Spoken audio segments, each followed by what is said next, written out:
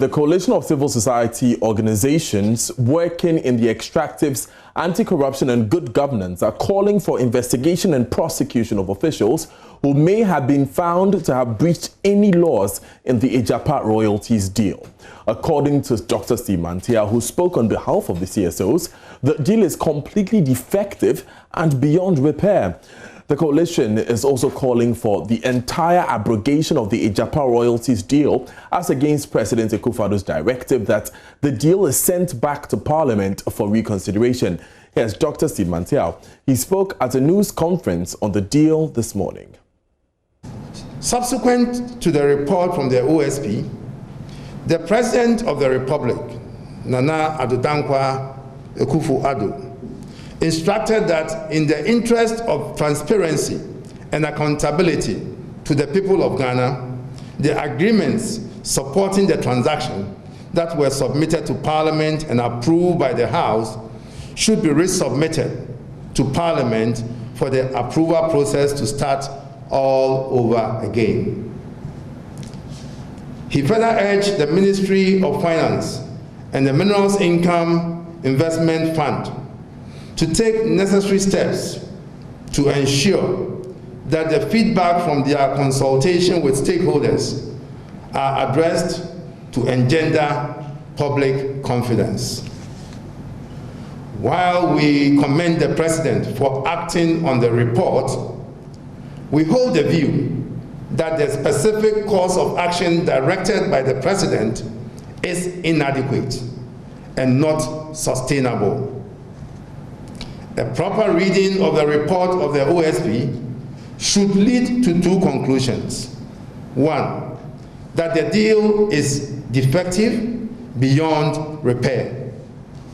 Two, that there are potential breaches of various laws, Public Procurement Act and the Public Financial Management Act. Furthermore, the range of steps that the President has asked the Minister of Finance to take to repair the defects in the Agyapa transaction objectively amount to there being deep-seated fundamental flaws. Now, the coalition is also saying they do not support current calls from some quarters for the dismissal of the Finance Minister and other officials in the transaction. The National Democratic Congress have, for instance, called for the sacking of Ken Oforiatta, but according to the civil society organizations, they will only endorse calls for the removal of the Finance Minister if a court of competence jurisdiction endorses their culpability in the deal. To the specific question of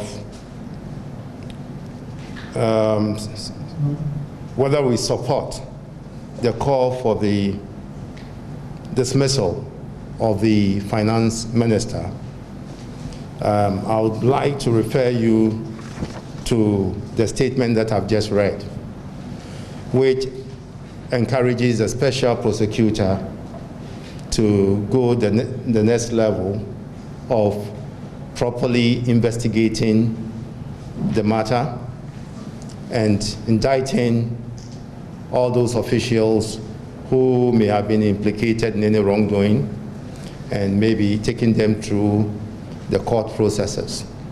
It is only when a court of competent jurisdiction has found them guilty that we can now, on the basis of that ruling, begin to call for certain actions, which may include, in the event of the Finance Minister being found guilty of the charges against him, we can ask for his removal.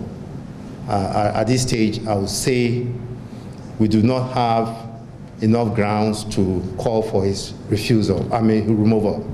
He may, on moral grounds, however, if he feels indicted by the corruption risk assessment report, he may voluntarily recuse himself or step aside, as we normally say, in the processes leading to any attempt to even remedy the transaction. But of course, we made the point that we don't think that this transaction is redeemable. And while the CSOs are full of praise for the special prosecutor on the corruption risk assessment undertaken, they, however, believe there are still some important issues around the deal that he should have uncovered. We take this opportunity to applaud the good work of the Office of the Special Prosecutor, even as we note that, constrained by various factors, the report was unable to address other important matters, such as the valuation of the royalties in question. It also falls short in not recommending actions to cure the potential illegalities and the processes and the process breaches outlined in the report.